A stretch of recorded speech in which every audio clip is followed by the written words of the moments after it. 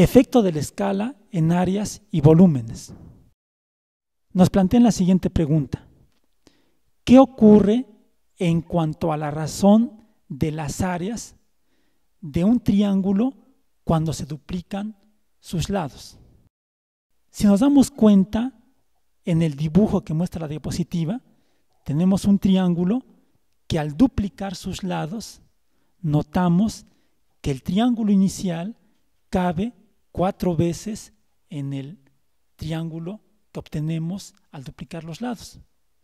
Entonces, en este caso, la respuesta sería: la razón entre sus áreas es de 4:1. Si cambiamos de triángulo y duplicamos también sus lados, nos damos cuenta que ocurre lo mismo. Es decir, esta razón no depende de la medida de los lados del triángulo o de qué tipo de triángulo tengamos, sino siempre al duplicar los lados de un triángulo tendremos una razón de 4:1.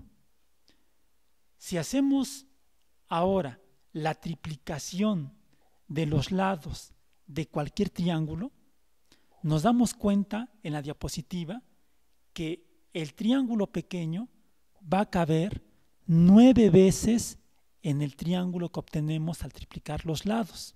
Si regresamos al caso anterior de que al duplicar los lados la razón es 4:1 y al triplicar los lados la razón es de 9:1, con estos dos casos podemos inferir qué ocurre si ahora cuatriplicamos los lados de un triángulo.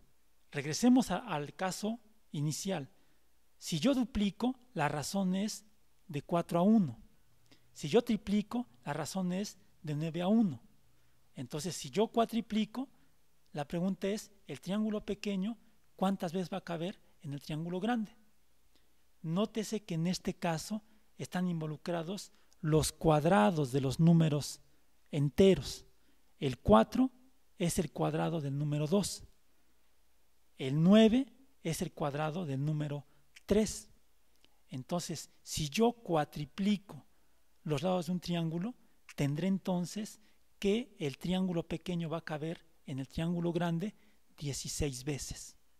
Aquí, con estos 3 casos particulares, podemos hacer una inferencia de qué ocurrirá en los casos que restan cuando los lados los llevamos a 5 veces, a 6 veces, y nos preguntamos cuál es la razón entre las áreas.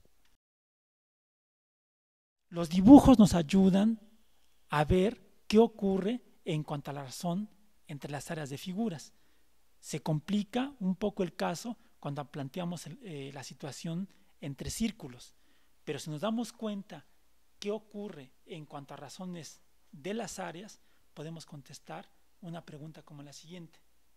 Duplíquese el radio de una circunferencia y preguntémonos cuántas veces cabe la circunferencia chica en la circunferencia grande.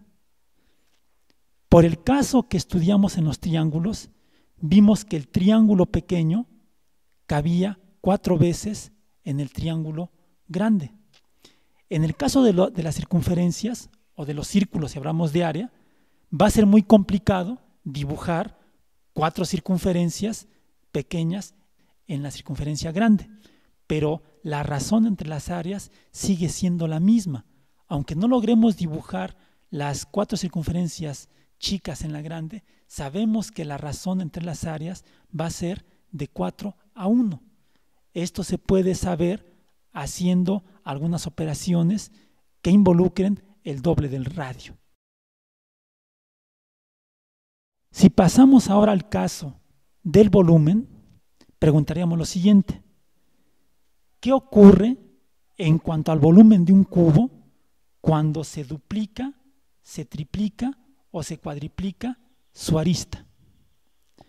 Veamos el caso más sencillo. Si tenemos un cubo y duplicamos su arista, notamos que el cubo pequeño cabe en el cubo grande 8 veces. La figura que está mostrando en la diapositiva así lo muestra. Si ahora pasamos al caso de triplicar la arista del cubo, podemos darnos cuenta que el cubo pequeño va a caber en el cubo grande 27 veces.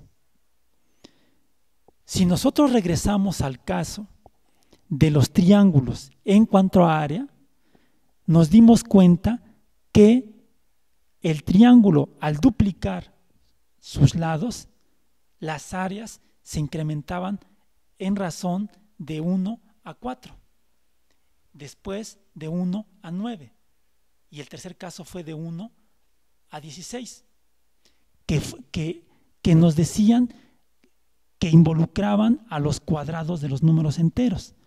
Véase qué pasa en el caso de los cubos. Si duplicamos, el cubo pequeño cabe en el grande 8 veces.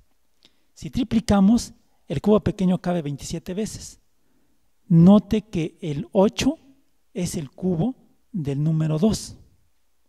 27 es el cubo del número 3. Entonces, si yo cuadriplico, estaría yo pensando en que el cubo pequeño va a caber 64 veces en el cubo grande, dado que es la relación que hay entre las áreas involucra a los cubos de los números enteros.